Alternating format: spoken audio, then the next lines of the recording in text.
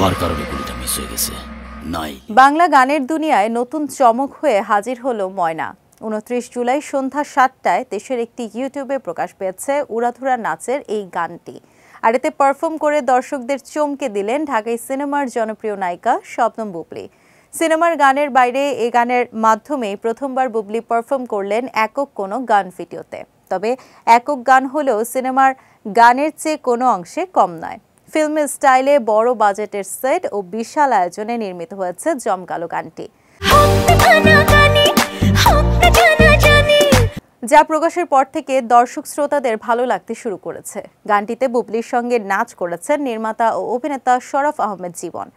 Music video প্রসঙ্গে বুবলি বলেন, সিনেমার গানে আগেও নেচেছি, তবে শুধুমাত্র একটি মিউজিক ভিডিওতে কাজ করাটা একেবারেই নতুন অভিজ্ঞতা। গানটা এতটাই পার্টি মুডের যে শুনলেই নাচতে ইচ্ছে করে। মনে হয়েছে এমন একটি স্টেজ পারফর্ম টাইপের গান আমারও থাকা উচিত। প্রকাশের পর গানটি নিয়ে দর্শকদের উচ্ছ্বাস আমাকে মুগ্ধ করছে।